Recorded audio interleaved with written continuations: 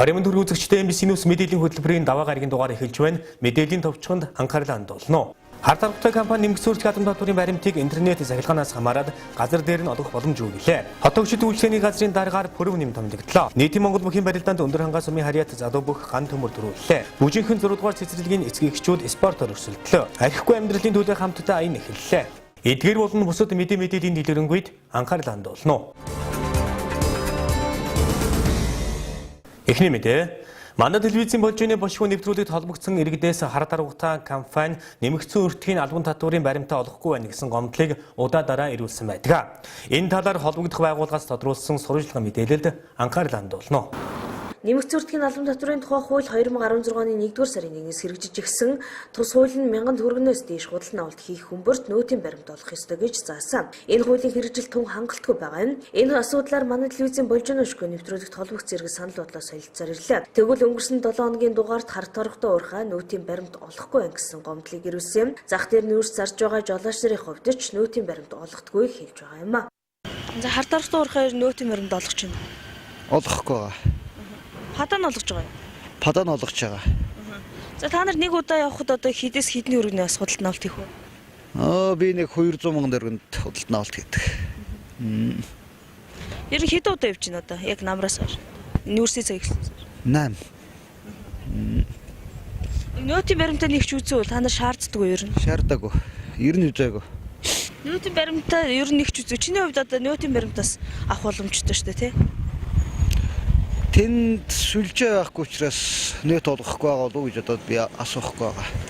Харт аргатай нөөтийн баримт олохгүй байна гэсэн гомдол зөвхөн одоо яригдж байгаа асуудал биш юм а. Тэгвэл тус хуулийн хэрэгжилтэнд хяналт тавьж байгаа татварын хилцээс энэ талаар тодруулахад нөөтийн баримтыг олох нөхцөл бүрдэг учраас газар дээр нь олгож чадахгүй байгаа. Жолооч нар бизнес эрхлэгчээр татварын хилтгэс бүртгүүлснээр нөөтийн баримт авах боломжтой гэсэн тайлбарыг хийж байна.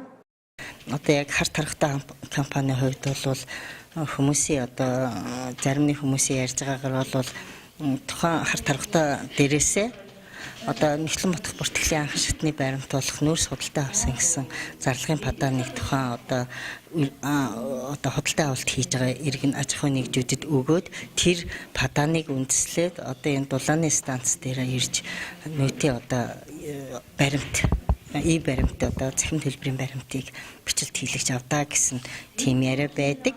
Тэгэхээр тухайн одоо хүмүүс зарим нэг хүмүүс нь бол одоо баримтаа авах гэхээр регистрийн дугаар нь хичээн гэдэг ч юм ийм юмнууд гарч ирдэг гэж байна. Энэ нь одоо юутай холбоотой вэ гэхээр тухайн одоо харт аргатай бүтээгдэхүүн болох нүүрсийг хүмүүс маань бизнес одоо энэ үйл ажиллагаанд авж байгаа. Нэг өсөндө тэндээс нүүрсээ ачаад наашаа орж ирээд ард иргэдэд зардаг ч юм уу тийм үйл ажиллагаа явуулж байгаа ах. Тэрнээс биш за зарим нэгэн хүмүүс нь одоо хувьдаач авж байгаа юм байна. Тэгэхээр энэ маань бизнесийн үйл ажиллагаанд гэж гарч байгаа хэвээр. Тэгэхээр тийм үйлчлэгээ одоо тийм үйл ажиллагаа явуулж байгаа одоо иргэд аж ахуйн нэгж за иргэдийн хувьд одоо жолооч нар байна гэсэн үг шүү дээ. Тэр хүмүүс маань яах ёстой вэ гэхээр баримт олох гэхээр регистрийн дугаар нэхэд гарч ирэхгүй байгаа нөхцөлд бол манай татварын хэлтс дээр бизнес эрхлэгчээр бүртгүүлсэн байх ёстой. Одоо тэгжээд сая одоо тэр баримтаа авна гэсэн үг. Тэгэхээр юу яагаад манай дээр бүртгүүлэх шаардлагатай вэ гэвэл тухайн хүн маань юу гэдэг харт аргатай компаниас нийтдээ 40 тонн нүүрс боловсрол худалдаа аваад төдний өргөөр борлуулж 40 төгрөгийн орлого оллоо гэсэн нэг юм гарч ирнэ да. Тэгэхээр харт аргатаагаас худалдаж авсан тэр одоо авж байгаа баримтаараа бол тэр хүн зардлаа үүсгэж өгнө гэсэн үг тийм ээ. Дээрээс нь одоо тэр үйлдвэрлэл тэр одоо үйл ажиллагааг явуулахад тэр хүн авж байгаа бензин шатхан бас баримтаараа тэр хүний одоо зардал нотлох баримт болж өгж байгаа гэдгийг бас тухайн одоо бизнес эрхэлж байгаа хүмүүс маань ойлгох ёстой. Зүгээр л одоо тэр эцсийн хэрэглээнд бол арайч баримт бол их ховор гарах байх гэж бодож байгаа. Яагаад гэвэл дандаа л бизнесийн үйл ажиллагаанд тэдний одоо бүтээгдэхүүн болвол гарч явж байгаа. Сүрчнээр батлагдсан нэмэгдсэн өртгийн албан татварын тухай хууль хэрэгжиж 2 жил болох гэж байхад энэ хуулийн хэрэгжилт Увс аймгийн түвшин тун хангалтгүй байгаа нь хэн хүний нүдэнд илхэн байна. Харт аргатай бол Увс аймагт дээгүр дурдаг томоохон компани. Энэ компани нөөтийн баримт олохгүй байсан гэсэн гомдлууд гарч хэвлэл мэдээллийн хэрэгсэлд цөөнгүй иргэд хандаад байхад татварын хилтэс харт аргатай уурхай дээр нэг ч очиж ажиллаагүй явах хөрөнгө мөнгөний асуудал яриа сууж байх юм а. Мэдээлэл өгөхдөө хүмүүсийн ярианаас сонсоход гэх мэт ямар ч баримт нотлохоогүй зүйл яриа сууж байх юм. Тус хуулийг хэрэгжүүлэх хяналт тавихад татварын хилтэс чухал үүрэгтэй. гэлээ. Төрийн байгууллага түмнийхээ төлөө ажиллах ёстой ч хэвлэл мэдээллийн хэрэгслээр яригдж байгаа олон нийтийн гомдол энэ байгууллага төдийлөн хамаагүй бололтой. Иргэд зөвхөн яг татврын хилцэд хандлаггүйгээр одоо хэвлэл мэдээллийн хэрэгслэр ч юм уу дуу хоолойгоо илэрхийлдэгтэй одоо самаа телевиз ард түмний дуу хоолой манай телевизийн болж байна бишгүй нэвтрүүлэгт. Тэгэхээр ер нь энэ бол өвөл яг нүүрс тээвэрлэж эхлээл за нүүрс тээвэрлэж дуусах хүртэл энэ асуудал гардаг л да. Тэгэхээр өнгөрсөн жилийн хувьд танах ягаад очиж ажиллаагүй юм бэ тийм ээ? Энэ жилийн хувьд ч гэсэн ийм хил ам гараад эхэлчлээ. Яагаад энэ ажлын баг ер нь гарч ажиллахгүй байна? Энэ ажил боломжгүй юм уу? Яг харт харахтай компани дээр энэ нүүтийн одоо хуулийн хэрэгжилтээр бол манайх явж арай хахраахан ажиллаж амжаагүй байгаа. Нэг талаас одоо ингээд санхүү төсөв одоо мөнгө санхүүгийн одоо хүндрэлтэй байгаа байдлыг маш нөлөөлж байгаа. Одоо тийшээ явж ажиллана нэг 2-оос 3 хүн очиж ажиллах шаардлагатай болно. Томилтын зардал, бензин шатхуун янз янзын асуудлууд яригддаг баг. Гэхдээ бид бол яг албан ёсоор манад тийм гомдол мэдээлэл нь ирээгүй байгаа учраас бид нар бас тэрэн дээр тэгж юу яаж анхаарал тавьж чадсангүй.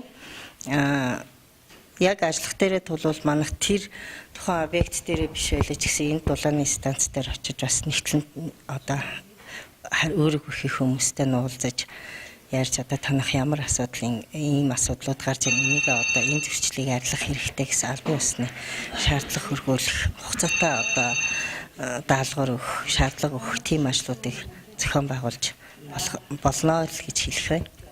Харт харахтай компаниас энэ талаар тодруулахад ирсэн бадан болгон чирэгдэлгүй нөөтийн баримт олгоо явж байгаа гэлээ. Харин нөөтийн баримтыг газар дээр нь олохгүй байгаа нь утасны сүлжээ, интернет, цахилгаан зэрэг хүндрэлээс шалтгаалж байгааг хэлж байсан юм а.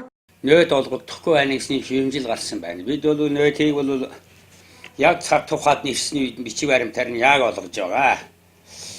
Энэ олгоод байгаа бүх баримтуудад энэ тийгээ байж яана гэдэг. Уурхай юм. Энэ нөөтийг өгөхгүй байна гэсэн асуудал байхгүй л да. Тэр уурхадар газар өгөхгүй байна гэдэг ухааны бас юмжсэн шиг байлаа. Тэр чинь манай тэнд интернетийн сүлжээ байхгүй. Зөвхөн утсаар ярьдаг тийм сүлжээтэй моби хөөми. Ийм учраас нөөтийг бол хугацаанд нэрж авчих хэрэгтэй байна эндээс. Нөөтийг дараа сарын 10-ны дотор 10-ны хугацаа хожигдлаа интернетийн сүлжээ хаагдаад татвар алууны учраас тэндээс хожигдлаа тэгээ дараа сард нь шилжүүр нь болгодог юм байл. Тэрс 2-1 сараар шилжүүлж олон хоногоор гэж хугацаа хожигт бид олгодыг өсгөө нөгөө сүлжээ хаагдчихдаг. Манай борлуулалтын орлого 10-ны дотор шахтаа гарчдаг ийм учир тамаа. Одоо иймэрхүү жишээгээр одоо бид эндээс нөөт авъя гэд хүрээд ирсэн хүнд ямар саадгүй учраас шүү дээ. Тэгээд нөөт өгөхгүй байна гэсэн юм байхгүй. Бид нөөтөө авъя гэдэг тийм хүн хайж юм байдгүй байхгүй юу. Тэгээд ард түмэн та нар нөөтийнхээ баримтыг хугацаанд нь ирж авч байгаарэ. 2-3 сараа 2-1 сараа хожигдуулж болдгоомаа гэдгийг сануулъя. Нөөт бол энэ байнга өгч байгаа юм. Интернетийн сүлжээ тэнд тавьдаг тийм шаардлага бас мөнгө төр зардал гаргадаг л байна. Тийм одоогоор одоо тэр уурхадар нөөтөх боломж байхгүй.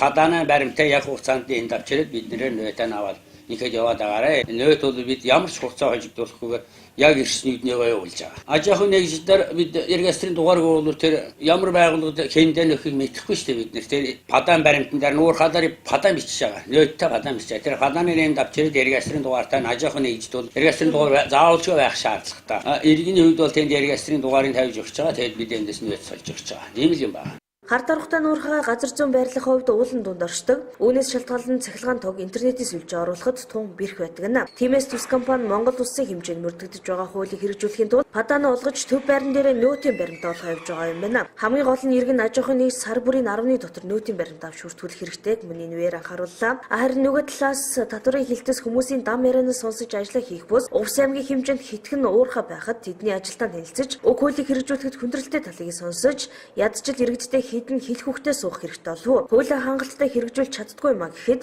иргэдийн нэрсэн гомдол тухайн байгууллагаас хариулт өгөх эрх зүйн чадамжтай байх нь төрийн байгууллагын үүрэг юм а. Дараагийн мэдээ хот төгсөлт үйлчлэгээний газраас гэрэл төлгийн тендерийн талаар мэдээлэл авахар ортод дарга уртнаас нь ажлаа хүлээлгэж өгөөг байгаа ч ямар ч мэдээлэлгүй сууж байна. Тиймээс Улаангом сумын засаг дарга Пүрвжаваас гэрэл төлөг болон томилгооны талаар тодрууллаа. За тэгэхээр хот тогтчлт үйлчлэгээний газраас бол 10 дугаар сарын ихэр одоо гэрэлтүүлгийн тендер зарлагтаад утгагүй одоо гэрэлтүүлгийн ажил хийгдэж эхэлнэ гэсэн мэдээллийг бас үзэгчдэд өгч байсныг та бүхэн бас санаж байгаа. Тэгэхээр одоо бол өнөөдөр 11-р сарын 13-ны өдөр. За өнөөдөр одоо гэрэлтүүлгийн тендер юу болсон бэ тийм ээ? Ямар компани шалгарсан за одоо гэрэлтүүлгийн ажил хизээ хийгдэж өглөхөө одоо хүүтэн дулаан ийм нойтон цаг эхлэлээ гэдэг одоо асуултыг тавихаар одоо хот тогтчлт үйлчлэгээний газрын газар руу орлоо. За ороход бол уртнаас нь дарга сууж байла. За уртнаас нь даргын хувьд бол надад бол энэ мэдээлэл байхгүй гэдэг юм зүйлийг ярьж байна. Тэгэхээр сарын өмнөөс бас пүрэв нэм гээд өөр одоо даргатаа болсон гэсэн юм сураг байсан. За одоо яг иргэдийн маань хувьд бол одоо өнөөдөр бол хот тогтчлт үйлчлэгээний газрын дарга хинбэ гэсэн эргэлзээтэй байгаа. Тэгэхээр яг одоо төрийн залгамж халаа төрийн ажил бол одоо яг тасралтгүй үргэлжлэх ёстой. За хэдийн уртнаас нь дарга амралтаа авсан ч гэрэлтүүлгийн ажил, засварын ажил хийгчлэх ёстой.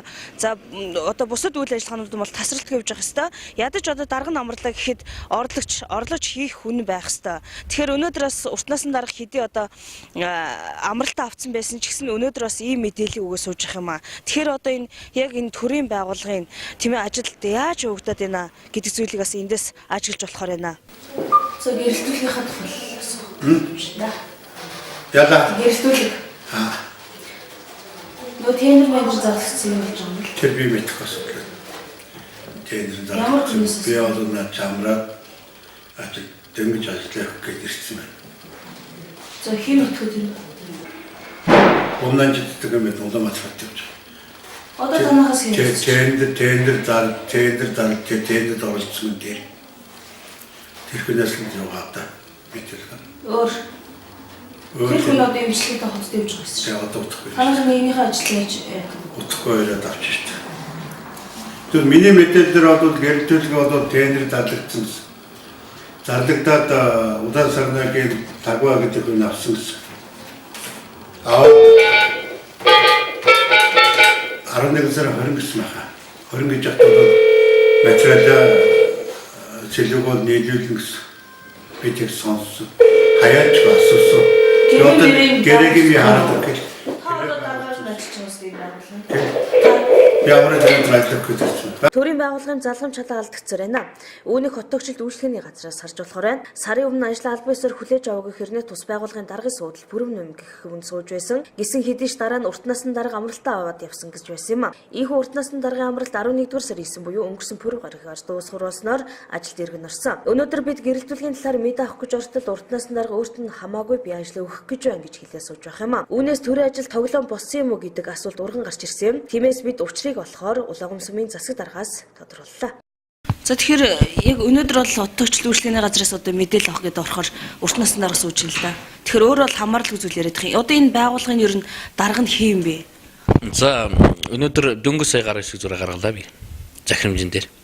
Хот тогтчлт үйлчлэгээний газрын даргаыг сонгон шалгаруулалт явсны дагуу Чимцэрэн огт пүрэв нэм гэдэг хүн энэ дээр шийдвэр гаргаад сая засаг даргын В34 тоод захирамжийг гаргаа явууллаа. Одоо ажил хүлээлцэх комисс одоо ингээд нэг цагт хүлээлцэх байх гэж бодож байна. Тэгэхээр одоо энэ байгууллагын одоо ажлыг ид эхлэх гэж байна л да тийм ээ. Тэгэхээр энэ гэрэлтүүлгийн асуудлаас юу болж байгаа юм бэ? Энэ байгууллагаас ороод мэдээлэл авах хэрэг одоо өгөх хүн байхгүй. За бөмбөг анжид нь өвчтөй байна. Уртнаас нь дарга би ямарч байгаа дэрсэн гэсэн ийм тайлбарыг хийж байна л да.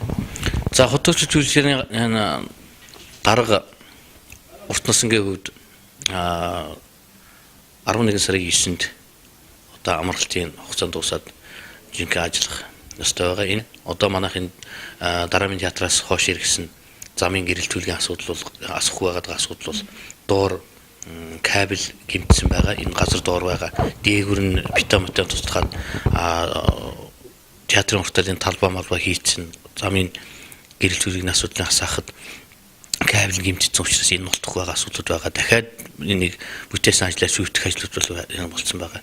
Гэрэлтүүлгийн хувьд бол нөгөө тендер зарлаад шалгарсан компани өнөөдөр материал аваад ирсэн байгаа. Хэдийн сар ажиллах? Одоо пүрэв нэмийг өнөөдөр ажилтан тавиад маргааш ажилтан шууд орлоо.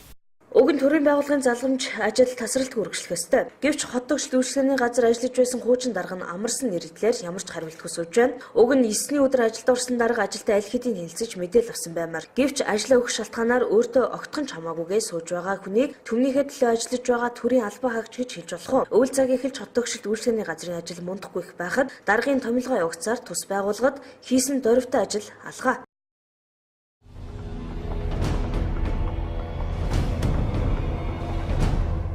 Туркийн Анталиа хотод болж буй олон улсын гандболын холбооны ээлжид 36 дугаар их хурлаар Монголын гандболын холбоонд дэлхийн шилдэг гандболын спортын холбооны цом өргөмжлөлийг тус байгууллагын ерөнхийлөгч доктор Хассан Мустафа гардуулна өглөө. Шангилыг тус их хурлын төлөөлөгчөөр оролцож яваа Монголын гандболын холбооны ерөнхийлөгч Монгол улсын гавьяа тасгалжуулагч доктор Жаргал сайхан гардан авчээ. Анх удаага хөгжиж байгаа орнуудын дунд гандболын спортын ийхүү сонгон шалгуултыг 2014-өөс 2017 оны ажлын үзүүлэлтийн хүрээнд явуулахад Монголын гандболын холбоо шалгарсан байна. Гандболын спорт 1936 оноос эхлэн зуны олимпийн хөтөлбөрт орон зохиогдож байгаа багийн спортын үндэсний төрлийн нэг юм а. Монголын гандболын холбооны өөрийн эх орондоо 2014 онд анх удаага олон улсын гандболын холбооны цомын төлөөх тэмцээнийг хүлээн авч явуулан баг тамирчдаа удаа дараа Ази спортын наадам олон улсын тэмцээнд явуулан спортын хэрэгсэлд материалаар хангагдсан үндэсний хэмжээнд бүх насны ангиллаар улсын аврах шалруулах тэмцээнийг зохиож олон улсын сургалтыг удаа дараа хүлээн авч 2016 оноос эхлэн лигийн тэмцээнүүдийг зохион байгуулж хөгжлийн тусгай хөтөлбөрийг гарган төв орон нутгад гандболын спортыг хөгжүүлэн амжилт болж Азийн болон олон улсын гандболын холбоонуудтай байнгын харилцаа холбоо сайтай ажиллаж ирснийг олон улсын гандболын холбоо үнэлэн иймхүү эрхэмдээд шагналаа Монгол улсад гардуулан олох болсон байна. Хөгжинг орнуудын гандболын спортын холбоодыг мөн адил шалгаруулахад 2016 оны Яа олимпийн нээлттэй төрөлд олимпийн навраг болж өнгөрсөн 4 жилийн хугацаанд олон улсын гандболын холбооны 3 томоохон арга хэмжээг хүлээн авч явуулсан Орос улбаны улсын гандболын холбоог дэлхийн шилдэг спортын холбоогоор шалгаруулан шагналыг нь Орос улбаны улсын гандболын холбооны ерөнхийлөгч Шишкаревт гардуулна гэжээ.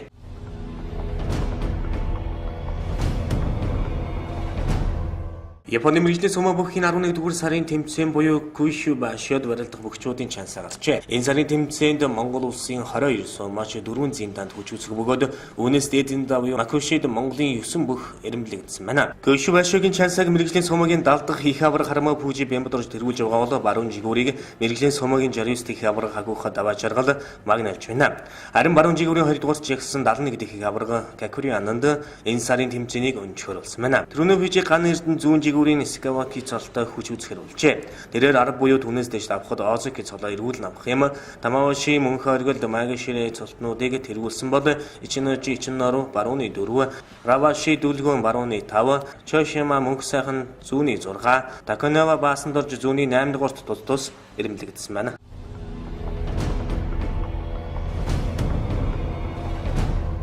Өмнөгов аймгийн хан хонгор сумын нутагт гадаадын иргэд сураг олжээ. Энэ тухай дуудлагын 11-р сарын 9-ний өдрийн 16 цаг 12 минутанд тус аймгийн онцгой байдлын газарт ирсэн байна. Дуудлагын дагуу онцгой байдлын газрын 8 албан хаагч 6 цагта 4 эмч хамтран 3 машинтай ирэлд гарсан байна. Иргэдийн ажиллагааг эхнүүлснээс 3 цагийн дараа буюу мөн өдрийн 19 цаг 15 минутанд 4761 УНФ улсын дугаартай Nissan Navara загварын суудын автомашинтай зоршиж явсан Америк нэгдсэн улсын иргэн 33 настай эрэгтэй 33 настай эмэгтэй нарыг тус сумын Мандхвагийн нутаг Сүүжийн аваа гэдэг газарт цаснд суусан байсныг олжээ.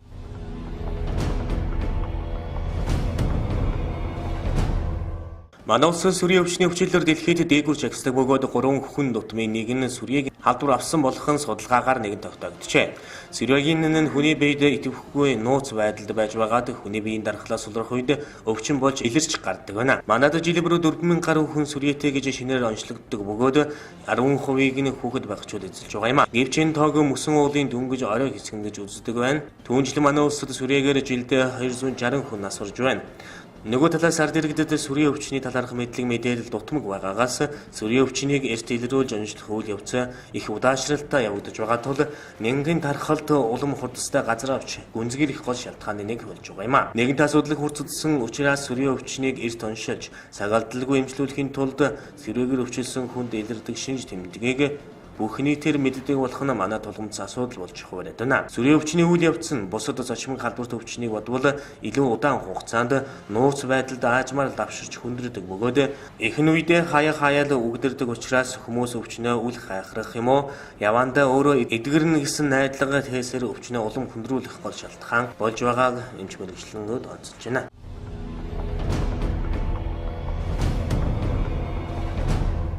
Монгол Улсын хүн амын нөхцөл төрөлтийг дэмжих бодлогын хүрээнд ихэд итгэмж хөнгөлөлт олгох тухай хуулийн төслийн үзэл баримтлалын төслийг хэлэлцэн хуулийн төслийг боловсруулан засгийн газрын оролдооноор хэлэлцүүлэхийг даатгсан байна. Төслийн үзэл баримтлал тусгаснаар тэгээс 3 насны хүүхдээ асарч байгаа ихэд улирал бүр цалин олгох, цалинтай хөтөлбөр хэрэгжүүлэх, нийгмийн даатгалын шимтгэлийг 100% төрөөс хариуцах, мөн 3 ба түүнээс олон хүүхэдтэй өрх толгойлсон их эцэгт хөдөлмөрийн хөсний доод хэмжээгээр улирал бүр дэмжлэг үзүүлэхээр тусгажээ. Манай улсын нийт өрхийн 72.8% нэгээс 2 хүүхэдтэй юм байна. Иймд нэг өрхөд оногдох хүүхдийн тоог нэмэгдүүлэх, олон хүүхэдтэй өрхийг дэмжих нь зүйтэй гэж засгийн газар үзлээ. Ингэснээр засгийн газрын үйл ажиллагааны хөтөлбөр тусгасан цалинтай ээж хөтөлбөрийг хэрэгжүүлж эхлэх боломж бүрдэж байгаа бөгөөд цаашид эхчүүдийн цалинг сар бүр олгох чиглэл барихыг даалгасан байна.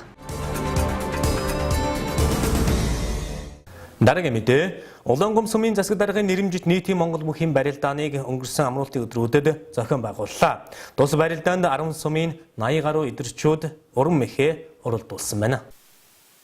Энэ жил анхудаа Монгол үндэсний бөхөр эрхэм бүхэн барилддаг байсан уламжлалыг сэрээж хүүхэд залуучууд нийт эрчүүдийг хатуужил чанартай эрүүл жирэг бие бэлдэртэй эрхэм болгон төлөвшүүлэх зорилготой нийтийн Монгол бүхэн барилдааныг Улаангум сумын засаг даргын нэрэмжит болгон зохион байгууллаа. Барилдаанд 96 бүх бэр хүчээс орон барилдснаас Увс аймгийн Өндөр хангаа сумын Жаргалант багийн залуу бөх Чулуунбаатрын ган төмөр төрүүлж Увс аймгийн Тис сумын угуул Улаангум сумын 8 дугаар агийн залуу бөх Цэнцүрэнгийн намар түвшний зүрлсэн бол 3 дугаар айранд Улаангум сумын 2 дугаар агийн залуу бөх Пүрвийн гав хоёуг тус шалгарсан байна. Барилдаанд 2 давс нь 12 бүхэд цагаан илэг бүс, 3 давс нь 6 бүхэд шар илэг бүс, 4 давс нь 3 бүхэд цэнхэр илэг бүс, эхний 3 байр шалгарсан бүхчүүдэд алт мөнгө хүрэл медаль өргөмжлөл мөнгө шагнал, улаан илэг бүс, ногоон илэг бүс тус гардуулж баяр хүргэлээ. Энд нийт Улаангум сумын Увс аймгийн 10 сумын 80 гаруй эдэрчүүд оролцсон сайхан барилдаан болж байна. За тэгээд энэ нийтийн Монгол бүхчүүд өнөөдөр сайхан бие хаан хөгжсөн сайхан залуучууд энэхэрийн авьяас чадвараа надад сорж энэ ярина. Тэгээд энэ мундаг байна. Ярин газрын бүхчүүдийг хүмүүс шараал цолтоо гэх гэмээр энэхэрийн сайхан хөгжижээ залуучууд энэхэр сайхан хөгжиж. Тэгээд бүхэлд нь холын сум хаа байсан өндөр хангаас сумаас хүртэл ирсэн байна.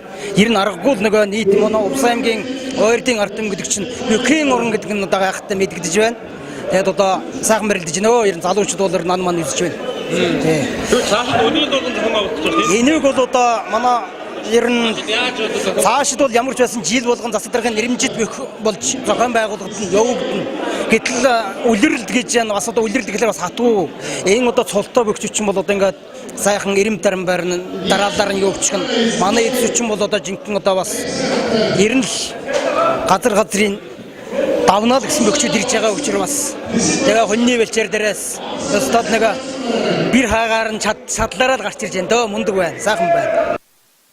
Аймгийн биеийн тамир спортын газар 5 бүхийг шогнож урамшуулсан юм. Үүнд баруун бүсийн эрчим хүчний систем төрөмжт компани бүх балдоржийг өсөх ирээдүйтэй бөхөөр баруун бүсийн эрчим хүчний систем төрөмжт компани бүх ган тулгыг иж бүрэн өмсгөлтэй бөхөөр Тис сумын залуу бүх балжин нэмийг уран гараа дэвэтэй бөхөөр Улаангум сумын 7 дугаар агийн бүх баяр сайхныг уран барилдаантай бөхөөр тус шалгаруулна шагналаа. Дараагийн мэдээ Улаангум сумын 6 дугаар цэцэрлэгээс жил бүр эцэг эхчүүдийн дунд гар бөмбөг даарцны тэмцээнийг зохион байгуулдаг байна. Энэхүү уламжлалын дагуу тус цэцэрлэгийн ахлах бүлгийн эцэг эхчүүдийн зөвлөлөөс гар бөмбөг даарцны тэмцээнийг зохион байгууллаа. Улаангум сумын бүжихэн 6 дугаар цэцэрлэгээс жил бүр эцэг эхчүүдийн дунд шилж явах цомын төлөөх гар бөмбөг даарцны тэмцээнийг зохион байгуулдаг уламжлалтай. Энэхүү уламжлалын дагуу тус цэцэрлэгийн ахлах бүлгийн эцэг эхчүүдийн зөвлөлөөс спортын тэмцээнийг явуулж шийдэлтгээ тодорхойлсон байна. Жил бүр манай цэцэрлэг 6 дугаар цэцэрлэг эцэг эхчүүдийн дунд нэрэмжит гар бөмбөг даарцны тэмцээнийг уламжлал болгон зохион байгуулдаг. Энэ жил манай ахлах бүлгийн эцэг эхийн зөвлөл энэхүү уламжлал болсон тэмцээнийг зохион байгуулан явж байна. Өнгөрсөн жил манай ахлах хөдөлгөөний эцэг эхчүүд энэ шилжийн ухац цомын эзэн болсон. Тэгээ энэ жил одоо амжилттай сайхан зохион байгуулад тэмцээн маань амжилттай явагдаж байна. Энэ удаа бол Бужингийн 6 дугаар цэцэрлэгийн ахлах бүлгийн эцэг эхчүүдийн зүгээс зохион байгуулж явуулж байна. За энэ удаагийн тэмцээн болохоор эцэг эхчүүдийг бол эрэгтэй, эмэгтэй гэсэн ангиллаар тусдан зохион байгуулж явуулж байгаагаараа онцлог байгаа. За тэгээд манай эцэг эхчүүд бол энд бас эдвэхтэй оролцож байна. Тэгээд энэ ахлах бүлгийн эцэг эхчүүд энэ удаагийн тэмцээнийг бас сайн зохион байгуулж явуулж байгаад эцэг эхчүүд бид нар бас сэтгэл хангалуун байна. Тэмцээнд жилээс жилд хүрээгээд хэлж байгаа тус цэцэрлэгийн багш болон эцэг эхчүүд хэлж байсан юм. Өмнөх жилүүдэд 3-аас 4 хүн баг оролцдог байсан бол энэ жил эрэгтэй эмэгтэй нийт 6 баг өрсөлдсөн байна. Тэмцээнд тэргүүлсэн баг шилж явах цомын эзэн боллоо. Дараагийн мэдээ. Улаангом сумын гэмт хэрэгээс урьдчилан сэргийлэх зөвлөл эрүүл мэндийн газар, цагдийн газар хамтран архигүй амьдралын төлөө хамтдаа аяныг зохион байгуулж байна. Аяны хүрээнд уулзалт хилцүүлэг явагдахаас гадна удахгүй шинэ жилийн баяр болох гэж байгаатай холбогдуулан уриалга гаргахаар болсон байна. Аймгийн эрүүл мэндийн газар, цагдийн газар Улаангом сумын гэмт хэрэгээс урьдчилан сэргийлэх зөвлөл хамтран архигүй амьдралын төлөө хамтдаа аяныг зохион байгуулж байна. Энэхүү аяны хүрээнд хилцүүлэх сургалтуудыг явуулахаас гадна уриалгыг гарган аж ахуйн нэгж байгууллагад хөргүүлэх юм байна. Үүнд архины хамааралтай хүмүүс хамрагдах бөгөөд архины хэрэглээнээс татгалзах, амьдралын хэв маягаа өөрчлөх, эрүүл өдөртэй амьдралын хөвшлийг түгээн дэлгэрүүлэх талаар сонирхолтой лекц унших юм байна. Лекцийг Улаанбаатар хотод хүрэлцэн ирсэн сэтгцийн сайн дурын ажилтнанд Төмөн Дэмбэрэл унших юм. Аймгийн засаг даргын 50 газраас 2017 онд 4-р улирлыг нийгмийн хариуцлагын хүрээнд иргэд олон нийттэйгээ хамтарч ажиллах, иргэд олон нийт рүүгээ чиглэсэн үйл ажиллагаа зохион байгуулах ажлын хүрээнд аймгийн Улаангом сумын иргэдийн хурал гэмт хэрэгээс урьдчилан сэргийлэх салбар зөвлөл, цагдаагийн газар, эрүүл мэндийн газар хамтран архигүй амьдралын төлөө хамтдаа гэсэн ийм 14 хоногийн аяныг зохион байгуулж байгаамаа. Аяны үндсэн зорилго бол энэ халдвар тус өвчний эрсдэлт хүчин зүйлийг нэг болох архины хэрэглэнээс болж Монголын ялангуяа хүн амын эрүүл мэнд, хүн амын гэр бүл юунд бол нэлээд ноцтой үр дагаврууд гардаг учраас архинаас өөрийгөө хамгаалах болон гэр бүлээ хамгаалахад зориулсан сургалт сурчлагыг тасралтгүй зохион байгуулах юм аа. Энэ сургалт сурчлагаа бол үндсэндээ зорилт бүлэг олон нийтэд дээр нь одоо яг архинаас хамаарлаа гарах гэж байгаа тийм хүмүүст бол наривчлсан зөвлөгөө өгөхөөр бид Улаанбаатар хотоос одоо сайн дурын ажилтнанд Төмөн Дэмбэрлийг урьж авчирч энэ 5 хоногийн сургалт хийж байгаа. Сургалтын хүрээнд бид нар бас өсвөр үеийн ялангуяа ахлах сургуулийн 11, 12 дугаар ангийн хүүхдүүдэд бас архины хор холбогдол, хорт зуршлаас өөрийгөө болон гэр бүлээ яаж хамгаалахын, хорт зуршлаас бага наснаасаа яаж энэ зуршилд автахгүй байх талын мэдээллийг бас давхар хүргэж байгаагаар их ач холбогдолтой. Тэгээ 3 дахьт нэг юм бол ерөнхийдөө энэ архины хамааралд шийдвэр гаргагч нарт танилцуулах сургалт, дээр нь уриалга гаргаж байгаа. Энэ 2017 оны 18 оны шинэ жилийг өгтөж албан байгууллага аж ахуйн нэгжүүд бол шинэ жилийнхаа баярыг тэмдэглэхдээ архигүй тэмдэглээч. Одоо энэ өнөөдөр эдийн засгийн нийгмийн байдал ямар байгаа вэ? Тэр архины гүүгээр бусад зүйлсээ одоо нөөцлөөд бусад зүйлсээ төлөвлөдөг юм бол энэ шинэ жил бол нэлээд ач холбогдолтой байх талаар бид нар энэ гурван байгууллага нэгдээд олон нийтэд ялангуяа Увс аймгийнхаа Улаангом сум бүх аймгийн хэмжээнд энэ уриалгаа түгээж байхаар бэлтгэл ажлаа хангаад ажиллаж байна. Хүн төрөлхтөн олон жилийн тэртэйгээ согтууруулах ундааны хэрэглээг хязгаарлах олон янзын аргыг хэрэглэж ирсэн төвхтэй улс үндэст нь өөрсдийн өв соёл, удамшилтаа тулгуурлан согтууруулах ундаа хэрэгэлсэн хүнийг торгох, хорих, цаалах зэргээр арга хэмжээ авч ирсэн байна. Жишээлбэл монголчуудын хувьд их засаг хуулинд 3 удаа ажил албандаа согтуурвал мөчийг ногтлох, 4 дахь удаага согтуурвал уул нутгаас зайлуулах арга хэмжээ авдаг гэжээ. Ийхүү 1950 он хүртэл архитан согтуурах явдлыг хувь хүний ёс суртахуунтай холбон тайлбарлаж арга хэмжээ авдаг байсан бол 50 оны дунд үеэс сэтгцийн эрүүл мэндийн мэрэгчлэнүүдийн олон жилийн судалгаа шинжилгээний үр дүнд согтууруулах ундааны хэрэглээ хүний эрүүл мэнд, сэтгэл зан үйлийн эмгэгийн төрөлд бүртгэж авчээ. Ийхүү дэлхийн нийтээр архитан согтуурах явдлыг таслан зогсоохын тулд эм бэлтгэл хэрэглэх, худалдаалах зэргийг хориглож, механик аргаар тэмцэх бус хүмүүсийн сэтгэл зүйд нөлөөлөл нэмжлэхийг илүүд үзэж байна. Хөгжилтэй орнуудын хувьд төрөөс томоохон бодлого барьж сэтгэл зүгээр нь нэмжиж эхэлсэн байна. Тэгвэл Монгол орны хувьд архитан согтуурахтаа тэмцэх төрийн бодлого өгүүлэгдэж, механикаар тэмцэх хоцрогны байдал байгааг сэтгцийн сайн дурын ажилтнанд Төмөн Дэмбэрэл энэвэр ярьж ирсэн юм а. За тэгэхээр иргэдийн дунд тогтсон нэг буруу хэвшмэл хандлага байдаг л да. Энэ архины хэрэглээ буюу архины хамааралтай хүмүүс гэж ямар хүмүүсийг хэлэх вэ гэхээр одоо ажилгүй зах дээр байнга арх хэрэгэлдэг юм хүмүүсийг хамааралтай гэдэг. Тэгэхээр бид нар өнөөдөр өөрийгөө хянах чадваргүй болцсон тийм хүмүүсийг л одоо энэ архины хамааралтай гэж одоо тооцогдохоос өөр аргагүй болчихдог. Тэр энэ ажил амьдралтаа боломжийн одоо мөнгө төгрөг орлого олоо явж байгаа энэ хүмүүс маань одоо энэ эрүүл мэндийн тусламж үйлчлэгэнд хамрагдахгүй одоо хамрагч чадахгүй байсараа болоод эцсийн шатанд л явсараа бол тэр зах дээр гарч ийн л та. Тэр энэ хөвшмөл хандлагаас бүгдээр салах хэвээр.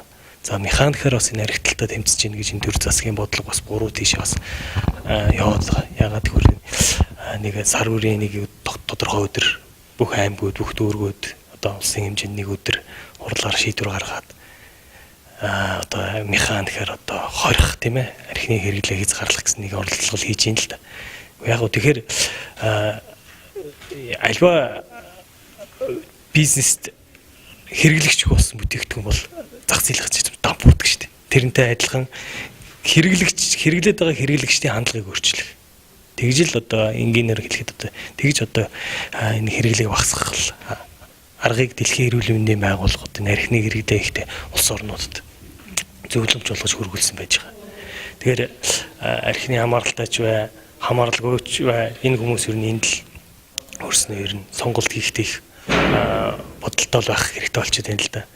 Эмийн эмчилгээний хоцрогцоор бас хоцрогдчихлаа эмийн эмчилгээ юм. Сэтгэл засал, зан үйлийг өөрчилдөг эмчилгээний аргыг одоо илүү төлхөө хэрэглэх шаардлагатай болчихдог. Тэгэхээр ер нь өөртөө л хяналтаач 100 г уулаа 200 уулаа цаашаага үргэлжлүүлээд явж байгаа бол асуудалтай тооцогдсон шүү дээ. Хэвийн хэрэглэгч бол өөрийгөө хянаад зогсооч чаддаг.